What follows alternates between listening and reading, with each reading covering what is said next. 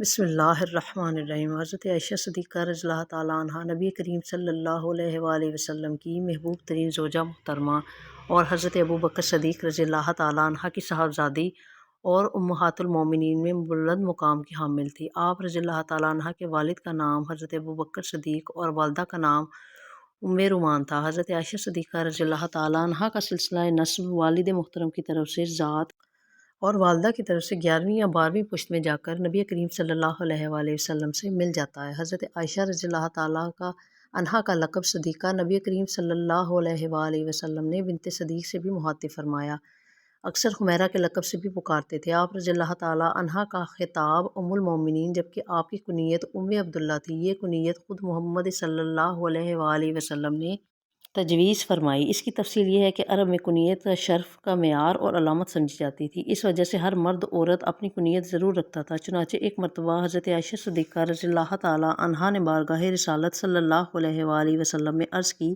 یا رسول اللہ صلی اللہ علیہ وآلہ وسلم، عرب کی عورتیں کنیت سے مشہور ہیں، آپ صلی اللہ علیہ وسلم کو کنیت تجویز فرما دیں۔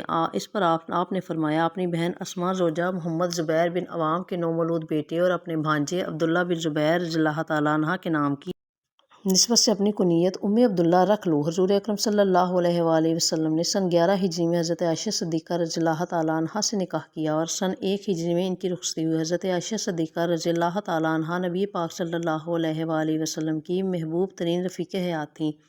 آپ رضی اللہ تعالیٰ عنہ انتہائی صاحب جمال، سرخ و سفید رنگت کی مالک تھیں، اس لیے آپ صلی اللہ علیہ وآلہ وسلم آپ رضی اللہ تعالیٰ عنہ کو حمیرہ کے لقب سے پکارا کرتے تھے۔ حضرت عائشہ رضی اللہ تعالیٰ عنہ نے کاشانہ نبوت صلی اللہ علیہ وآلہ وسلم میں تربیت حاصل کی۔ بطور زوجہ نبی کریم صلی اللہ علیہ وآلہ وسلم تقریباً 10 برس گزارے۔ اس عرصے میں کم و بیش نصف قرآن سرکار دو عالم صلی اللہ علیہ وآلہ وسلم پر آپ کے یہاں رہتے ہوئے نازل ہوا۔ حضرت عائشہ صدیقہ رضی اللہ تعالیٰ عنہ انتہائی فصیح و بلیغ مقرر بھی تھیں۔ سخاوت اور وسیع القلبی ان کا بڑا وصف تھا۔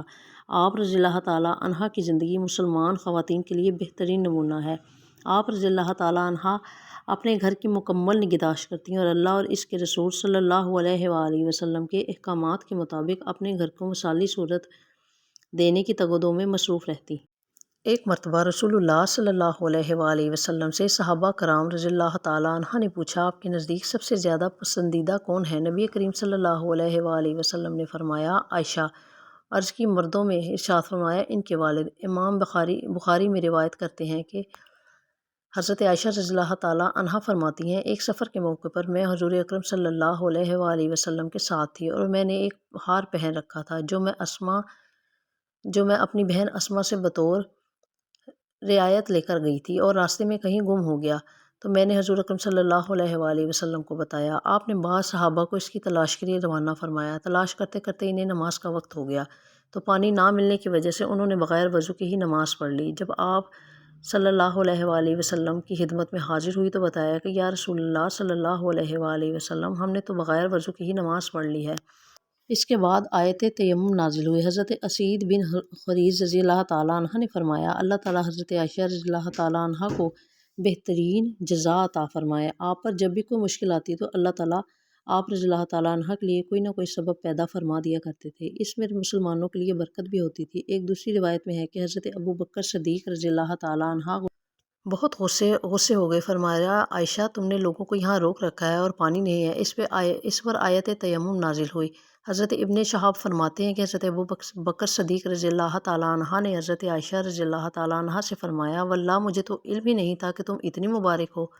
نبی کریم صلی اللہ علیہ وآلہ وسلم کو سیدہ عائشہ رضی اللہ تعالیٰ عنہ کے ساتھ ایسا ناز و نیاز تھا جیسا کہ محبوب کے درمیان ہوتا ہے۔ وہ جو چاہتی تھی بلا جھجک عرض کر دیا کرتی تھی۔ ایک دن حضور نبی کریم صلی اللہ علیہ وآلہ وسلم نے حضرت عائشہ صدیقہ رضی اللہ تعالیٰ عنہ کے حجرے میں تشریف فرما تھے اور باتیں کر رہے تھے۔ رسول اللہ صلی اللہ علیہ وآلہ وسلم نے فرمایا، عائشہ، میں جانتا ہوں کب تم مجھ سے خوش ہوتی ہو اور کب خفا ہوتی ہو۔ حضرت عائشہ صدیقہ رضی اللہ تعالیٰ عنہ نے عرض کیا، یا رسول اللہ، آپ کیسے جانتے ہیں؟ نبی کریم صلی اللہ علیہ وآلہ وسلم نے فرمایا، جب تم خوش ہوتی ہو تو کہتی ہو، محمد مصطفیٰ صلی اللہ علیہ وآلہ وسلم کے رب کی قسم، اور جب تم خفا ہوتی ہو تو کہتی ہو، یعنی ابراہیم علیہ السلام کے رب کی قسم۔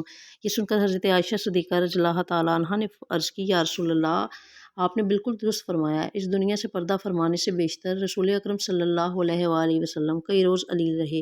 جب بیماری نے شدت اختیار کی تو آپ صلی اللہ علیہ وآلہ وسلم نے اپنی تمام ازواج مطہرات سے اجازت لی کہ آپ کی تیمارداری عائشہ صدیقہ رضی اللہ تعالیٰ عنہا کے ہاں کی جائے۔ تمام ازواج مطہرات نے بخوشی اس کی اجازت دے دی، چنانچہ آپ صلی اللہ علیہ وآلہ وسلم عائشہ صدیقہ رضی اللہ تعالیٰ عنہا کے ہاں تشریف لے گئے اور اپنے آخری ایام حضرت عائشہ صدیقہ رضی اللہ تعالیٰ عنہا کے حجرے میں گزارے اور وصال تک انہی کے پاس رہے۔ حضرت عائشہ رضی اللہ تعالیٰ عنہا نے بھی بیماری کے دوران آپ صلی اللہ علیہ وآلہ وسلم کی اس طرح خدمت اور تیمارداری کی، وہ ان کے لیے بہت بڑا شرف اور امت کے لیے ایک عظیم مثال ہے۔ ام المومنین حضرت عائشہ رضی اللہ تعالیٰ عنہا رسول اللہ صلی اللہ علیہ وآلہ وسلم کے بعد تقریباً 47 برس تک حیات رہیں۔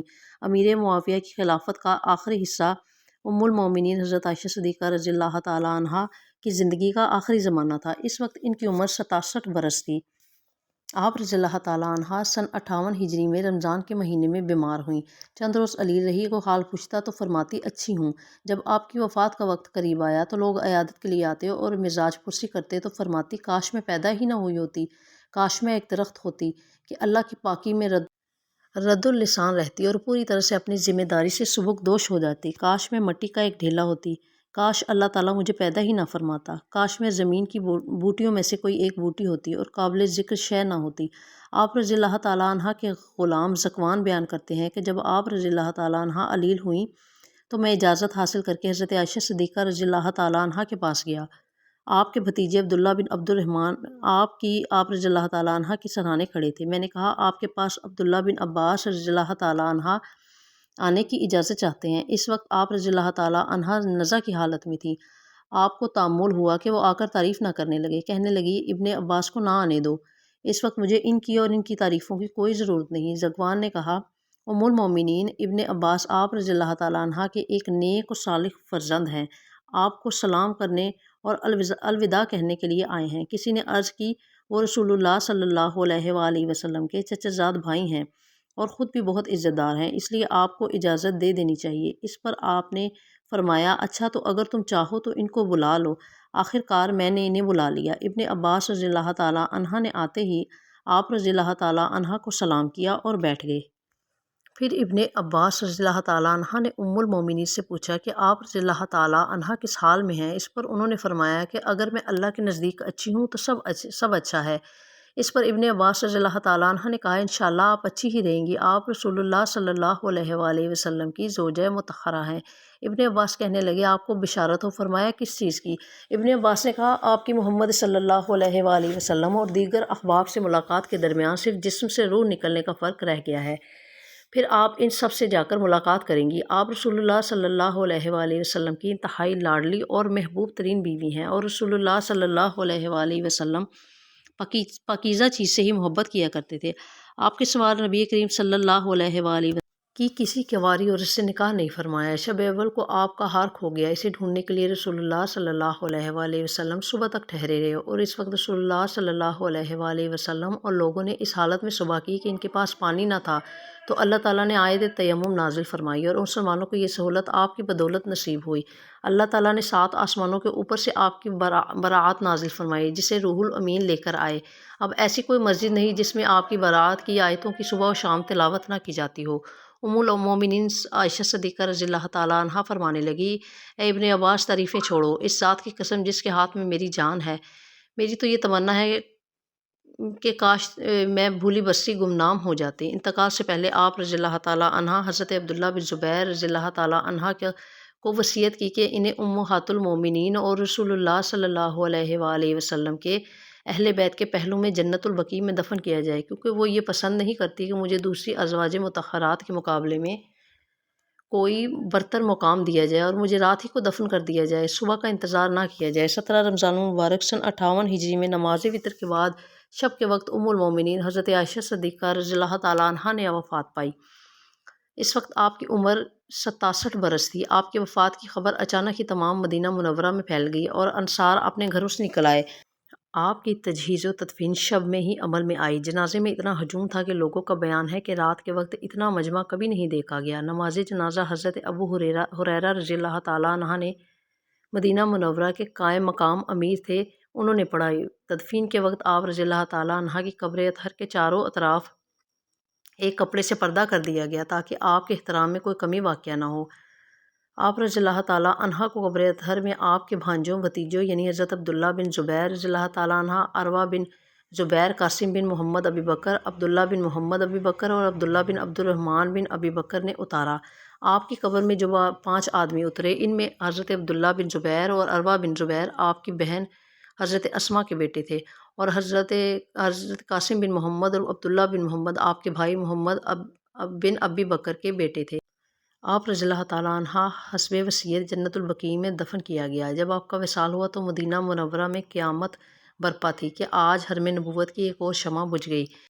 ایک مدنی سے لوگوں نے پوچھا کہ حضرت عائشہ صدیقہ رضی اللہ تعالیٰ عنہ کی وفات کا غم اہل مدینہ نے کتنا کیا؟ جواب دیا کہ وہ مال تھی، یعنی تمام مسلمانوں کو ان کا غم تھا، اور مومنین حضرت ام سلمہ رضی اللہ تعالیٰ عنہ لوگوں کی آہ و فغان سن کر بولی، عائشہ کے لیے جنت واجب ہے کہ وہ نبی کریم صلی اللہ علیہ وآلہ وسلم کو سب سے پیاری تھی۔ انہوں نے مزید فرمایا، اللہ تعالیٰ ان پر رحمت بھیجے کہ اپنے باپ کے سوا وہ آپ صلی اللہ علیہ وآلہ وسلم کو سب سے زیادہ پیاری تھی۔ سیدہ عائشہ رضی اللہ تعالیٰ عنہ نے اپنے بعد کچھ متروکات چھوڑے، جن میں سے ایک جنگل بھی تھا۔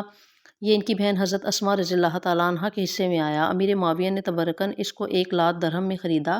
حضرت اسما رضی اللہ تعالیٰ عنہ نے یہ کثیر رقم غریبوں میں تقسیم کر دی۔ ام المومنین حضرت عائشہ رضی اللہ تعالیٰ عنہ کا امت مسلمہ پر بہت بڑا احسان ہے کہ ان کے مبارک واسطے سے امت کو دین کا بڑا حصہ ملا۔ حضرت عائشہ رضی اللہ تعالیٰ عنہ کو اللہ تعالیٰ نے بہترین قوت حافظہ اور فطری زمانہ شناسی سے مالا مال کیا تھا۔ آپ رضی اللہ تعالیٰ عنہ کو سیکھنے اور جاننے کا بے انتہا شوق تھا، اور جس بات کے بارے میں ذرا برابر شک و شبہے کی گنجائش ہوتی تو فوراً نبی کریم صلی اللہ علیہ وآلہ وسلم سے دریافت فرما لیا کرتی تھی تاکہ تمام چیزیں مکمل طور پر واضح ہو جائیں۔ حضرت عائشہ صدیقہ رضی اللہ تعالیٰ عنہ سے قرآن و حدیث میں پر مہارت رکھتی تھی، جبکہ آپ کو تاریخ، ادب، خطابت اور شاعری سے بھی خاص مہارت حاصل تھی۔